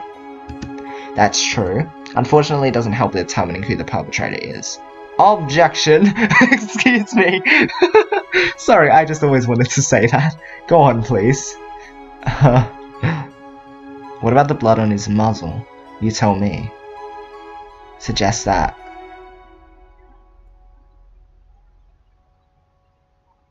That seems a little silly. He has gum disease? He had a bloody stake earlier. He fought back, he's a vamp. He fought... I don't know if he would have fought back. Potentially? Hello, I think the internet just took a huge dump on me. Ah! He fought back, right? Might be that. He's a vampire. I don't know. Might be the perpetrator's blood. Yes, that is true. I expect forensics already took a sample of it, so it might actually help us determine who the perpetrator is. I think that's about everything. Investigation over. That was intense. That's super intense. That's everything. Vampire with scaly wings. Phoenix. For someone who says they haven't done this kind of thing before, that wasn't actually too bad. I know some recruits who did a little worse during their first time for sure. Wow, thank you. Hey Chief, do you still need the witness here for anything? Sebastian approached with the dragon who had discovered the body earlier. I recognized her as Adine, the waitress from the cafe. She seemed distraught, which given the situation wasn't very surprising. I don't think so. Take her to the department. Get her statement written up, and that should be it. We can date him now too. Sure thing. Alright, miss, we're going to have to take you to the department. Of course. When she spotted me, however, her composure brightened visibly. Oh, it's the human! Oh. Well, you know, don't be mean. Oh, I call you by your name, but you never actually told me it. It's Yoshi. What are you even doing here? Do you work for our police now? Guess so? Guess so. That doesn't sound very convincing. I'm not quite convinced either. Yeah, no, I'm not. By the way, I didn't know you also did deliveries. I do a little bit of everything, really. That's nice. I loved my scrambled eggs yesterday. If you like it so much, why don't you take our number? We could deliver something to you next time if you don't want to come in. Thanks. I'm getting all sorts of phone numbers, guys. Sorry, I guess we should get going. Bye! Sebastian's a little grumpy about this. What do we do now? Suppose we'll head off too, unless... Oh no. What is it? You've got a violent homicide and of course nobody from the department tells me. I have to find out from a neighbor who wanted to ask me about it. Good thing rumors travel fast, eh? Oh, come on, Maverick, not this attitude. Of course nobody told you. You're on sick leave. Mandatory sick leave, might add. I'm not here in any official capacity, you see. I'm merely enjoying a curative walk in the fresh air and happened to come across you by accident. That doesn't sound very convincing. What do you want? I don't want anything. I just find it interesting that no one tells me about this, but the prime suspect's buddy can mess with the investigation. I see how it is. You seem very... you and Razor are very... yeah. I know what you were thinking, but don't jump to conclusions here. I don't need to jump to conclusions. I think the dead body we found says it all. You really have an attitude problem. You know, if you weren't on sick leave, you'd be suspended right now for attacking Yoshi yesterday. Do you even have any idea what kind of repercussions this could have on us all? Me attack Yoshi, as far as I can see. I'm the only one who's injured here. Besides, I'm so sorry for apparently being the only one who's doing his darn job. Right, let's just all sit idly by while the suspect's on the loose and planning his next move. You know, whatever it was Reza was talking about, he was going to tell me just before you showed up yesterday. I don't need to hear you, of all people, belittling me about this. Oh, jeez. What's your problem? If anything, I want to find him just as much as you do. Don't compare yourself to me. Your words mean nothing. It's aggressive. Enough! You shouldn't even be here, so you better go now, get some rest before I have to take this disciplinary action. Fine, but when we find him, you'll see I was right. If I have to prove it myself, so be it. Can he even just do his own investigation like that? Well, as long as he doesn't interfere with us, we can't really stop him from doing things in his own free time. I see. I suspect he won't adhere to the standards of performing an unbiased investigation, though. He has already made up his mind. It's clear to me he won't be looking for facts, just for evidence to support his own view in order to prove it to us for himself. Or himself, who knows. Happy birthday! Thank you! It was yesterday, but still, thank you. He's always been like that, always something to prove. We will have to be careful. He'll be looking for Reza soon enough. Might be too far short. Let's hope we find Reza before he does. That means someone will find him. Let's hope we find Reza before he does. Yeah. Don't worry, Reza will turn up eventually. I surely hope so. Thing is, like, if Reza was here for so long, why is it only now that he's struck? That's weird. All things considered, I had to admit that it remained a possibility that Maverick was right, but could the Reza I knew really be a murderer? The Reza I knew. Don't know what to think here. Wait, Trump? Wait, what? Huh? We're still talking vegetables? What?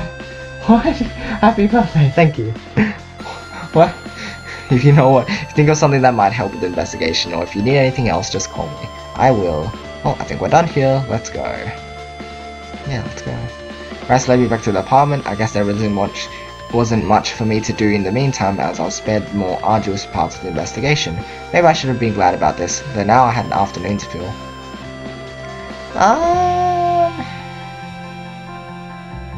We should meet Lauren. We were talking about this.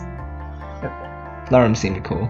They wanted to talk to us, so we should go back to him as soon as we can. Not Trump Turnip. Why did I read that as Trump? What? Oh, my eyes. Oh no. Organic Trump. At least I almost got a turnip.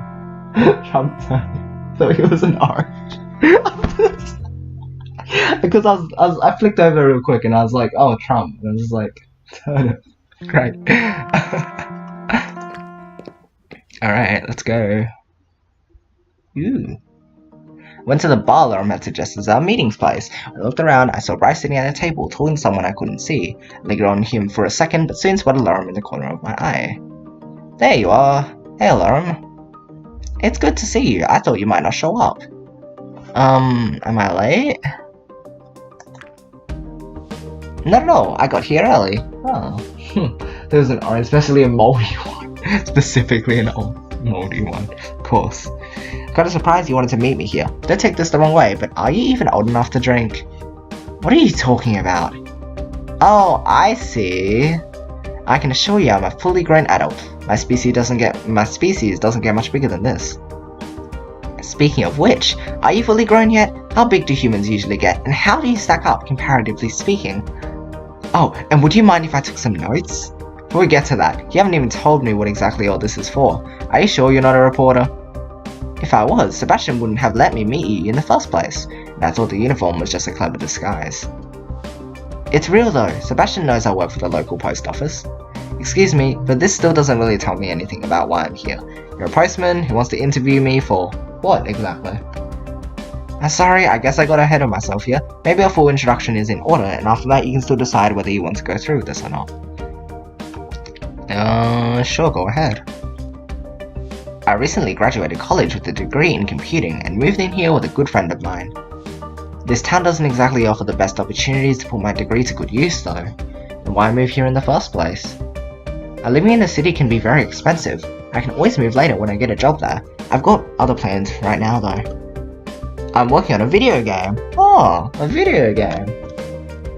What about a video game? You said this is going to be something serious. A video game sounds interesting. Yeah, it does sound interesting. Exactly. Video games and computers are just starting to catch on in places like this town. Making good content will be very important to give a good first impression.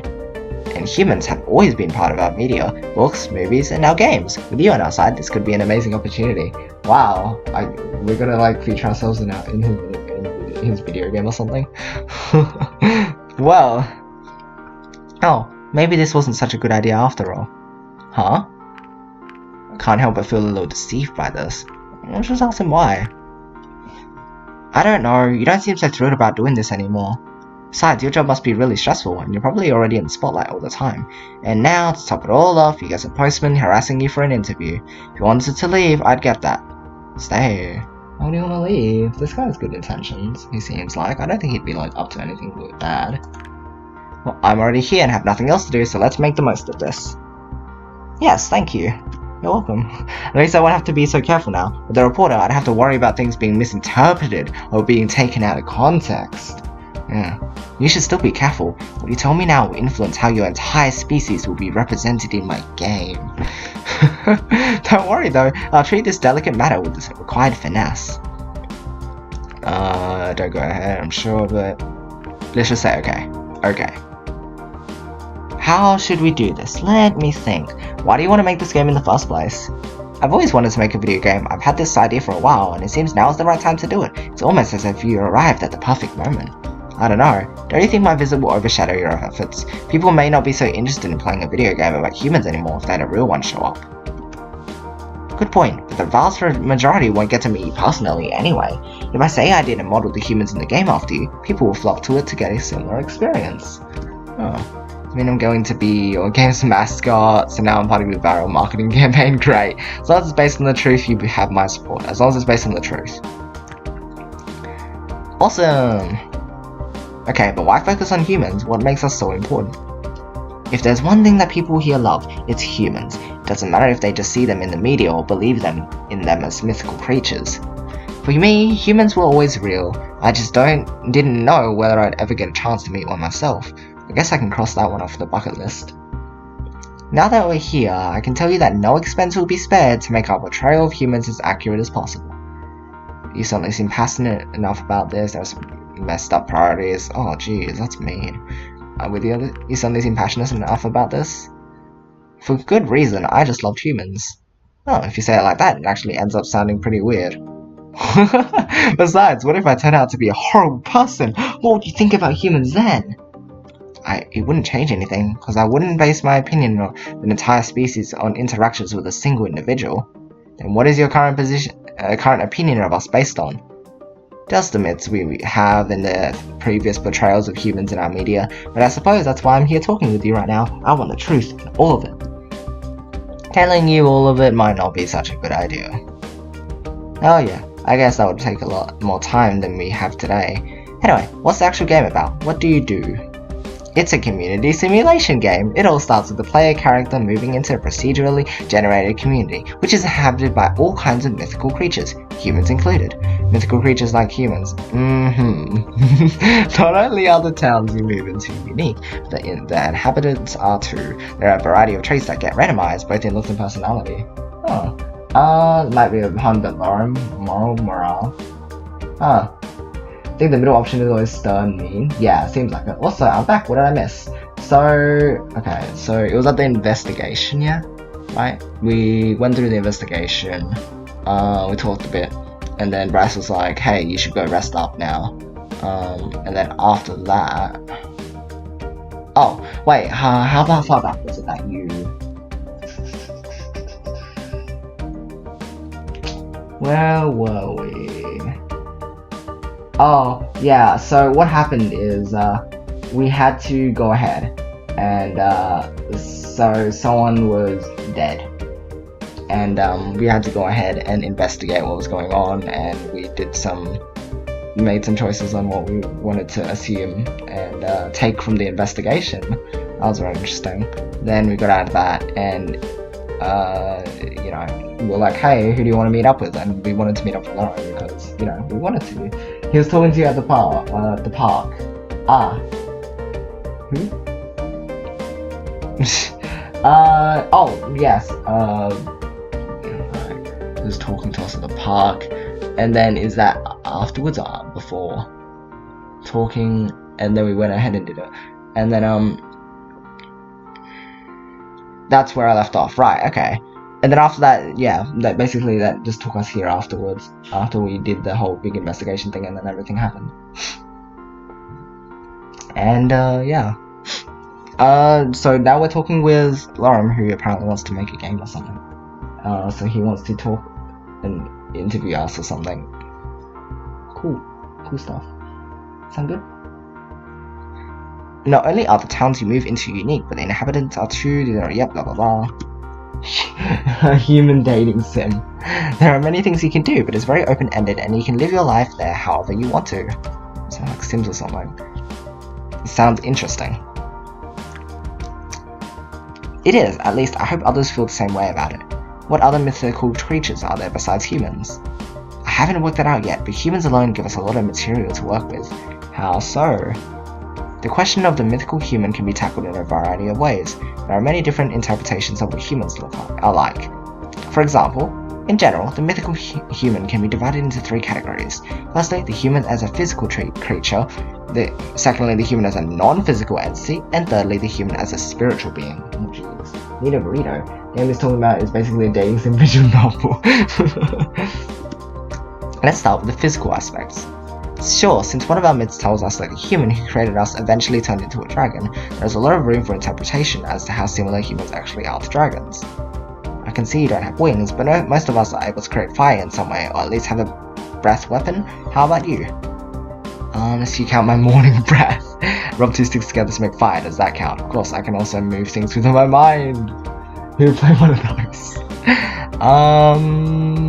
I can rub two sticks together to make fire, does that count? Not really having hands that are dexterous enough to do that is remarkable though. Huh. It is a bit strange though, because our myths also say that it gave that ability to us. Interesting. Maybe it's meant to be taken literally, meaning that when that ability was given to us, you lost it. Perhaps. Or maybe we never had it in the first place. Humans are known to have created a lot of things out of nothing. After all, we only needed to discover how to create and use fire because we didn't have a natural ability to do so. We have a proverb that sums this up. What is it? Necessity is the mother of invention. So a lack of natural abilities drove innovation forward. What an interesting thought. Here's another thing. You may have many different images of humans, but in the end only one can be right. It's also possible that what you've been led to believe about humans doesn't actually refer to us at all. Are you implying that you aren't human? No, I'm just saying that if you really had been in contact with humans before, as your myths imply, they would need to belong to the same species as me, and thus be very similar to myself. If they aren't, then either they weren't humans at all, or have very different origins. So you say there is a possibility that our humans and your humans may be something different altogether. Perhaps. I suppose you are right in the way that our images of humans are very inconsistent. They certainly can't all be humans in the way that we refer to a single species. The name should probably be reserved for yours. And we haven't even touched on the other two categories of humans. Oh jeez. What did you call them again? Non-physical human entities and spiritual humans. What's the difference? Honestly, the definitions get a bit muddled here. Going by a conventional belief, a ghost could be a human who has died and thus changed into a different form. We would call this a spiritual human. An angel, on the other hand, would be classified as a non-physical entity. What do you know about angels? Angels basically look like humans with wings. Their existence in ancient scripts was used to lend some credence to theories about humans having become dragons. Because of the wings. Exactly. Some of your dragon species don't have wings either.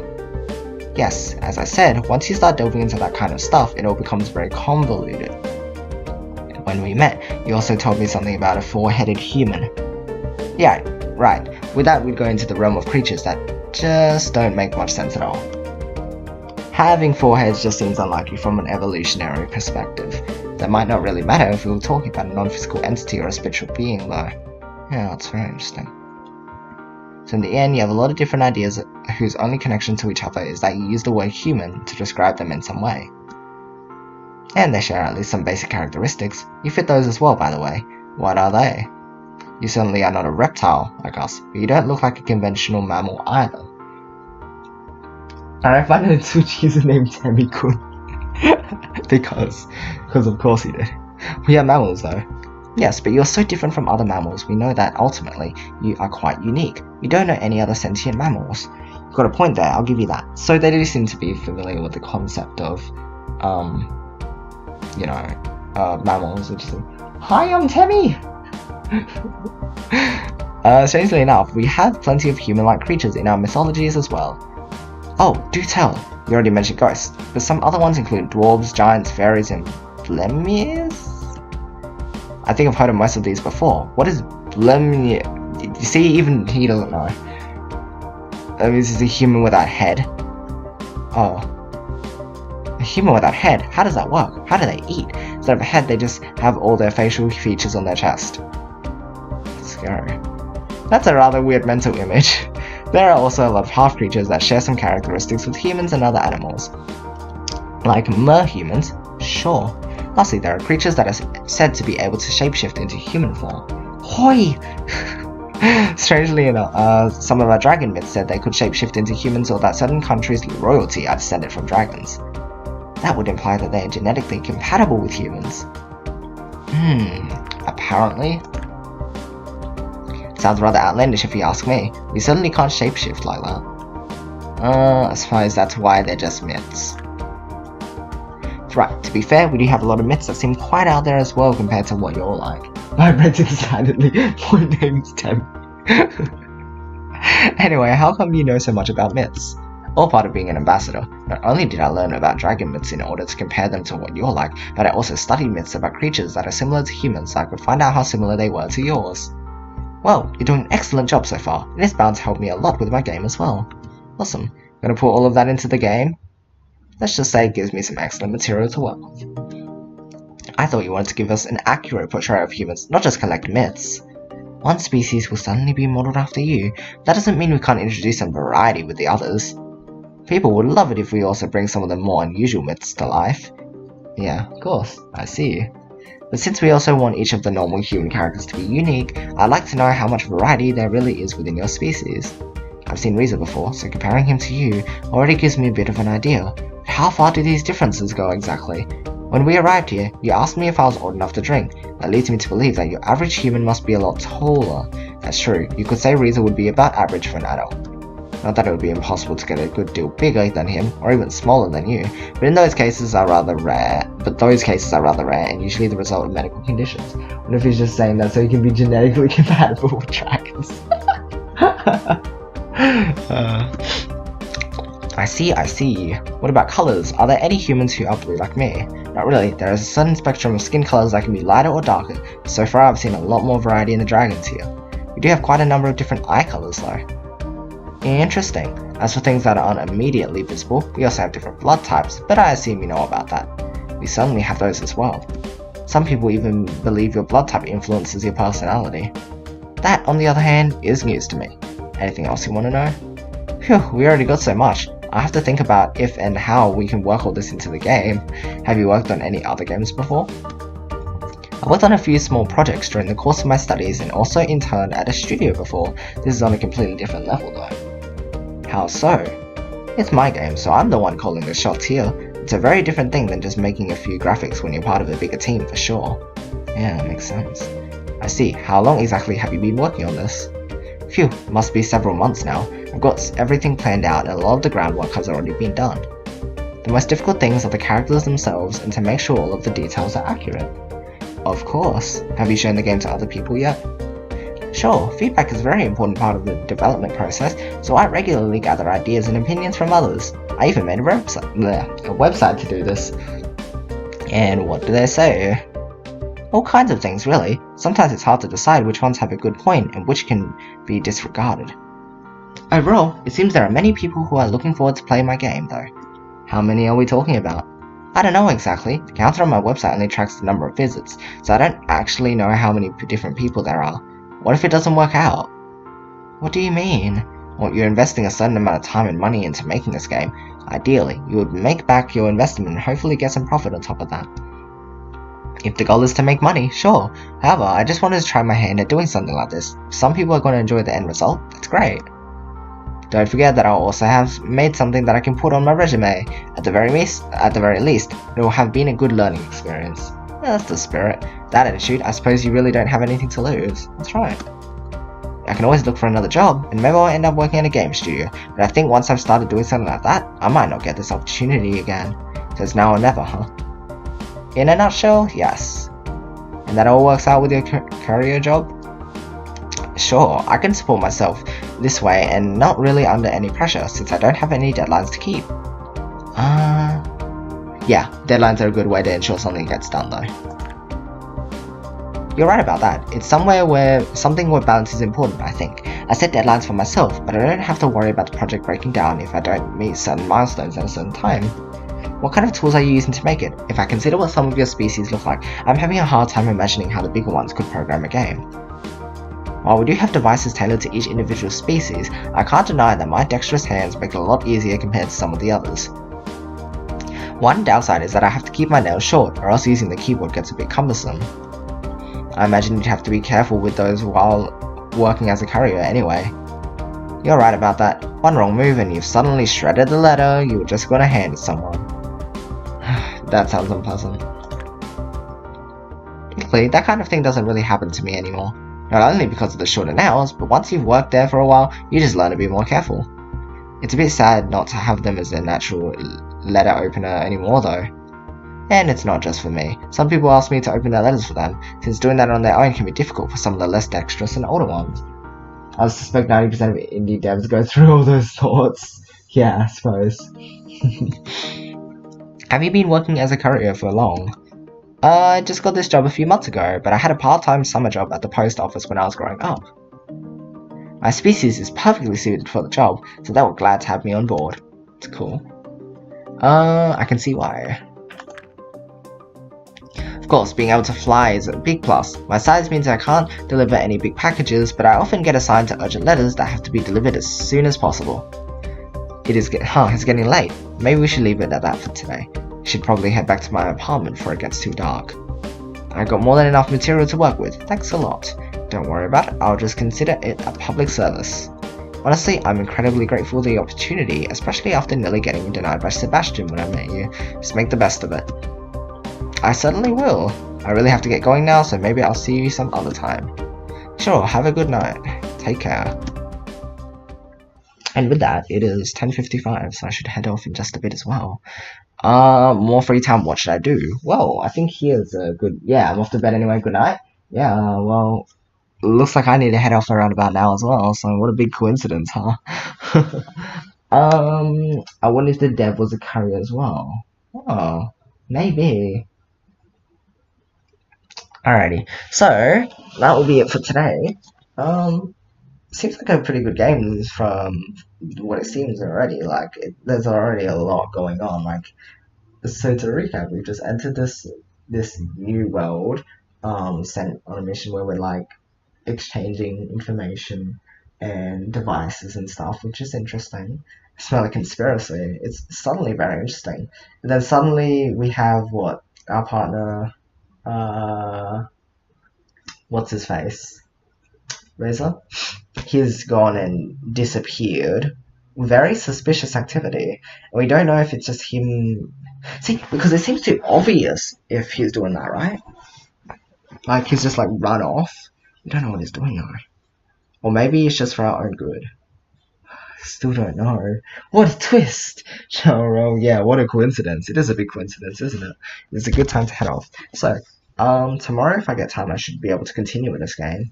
So that's going to be exciting. It's going to be good.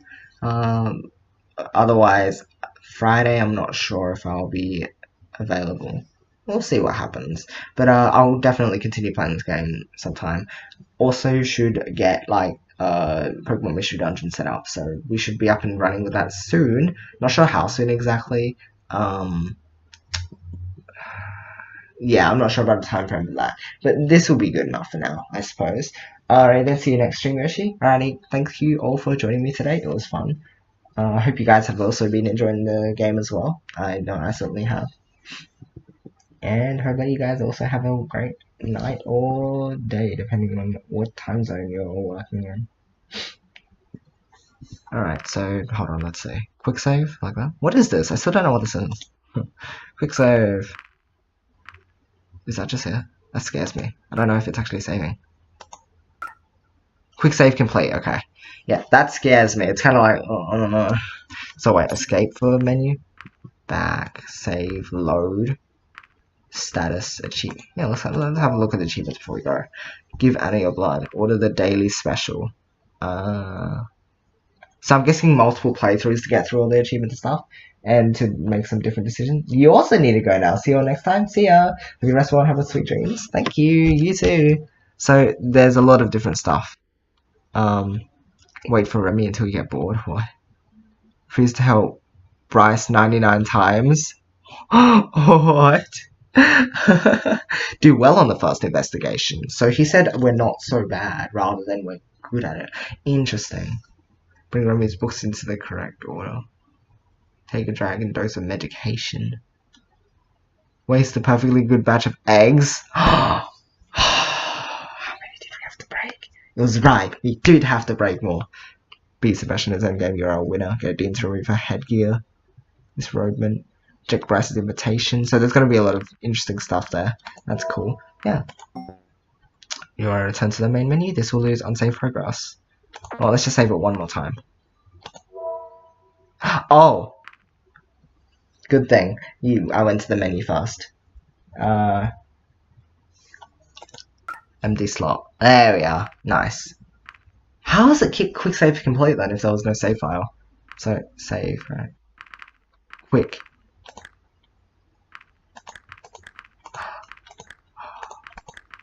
That's a lot of different saves. Oh. Wow. So like quick saves or what? Interesting. Alright, crack all of the eggs, yeah. Gonna do that sometime. Another time. Oh, status. Oh, look at this. Look at this. Status of each one of them. Status neutral. Scenes played 1 or 0. Wow, okay, there's a lot of interesting stuff. The game is actually letting us like review all of our information. So that's cool. Yeah, that'll do it. Yes, now we will go back. Okay. Alright. Well, thank you all for watching, as I said before. Hopefully we can catch you in the next stream. As always, I love you guys, and I'll see you later. Bye!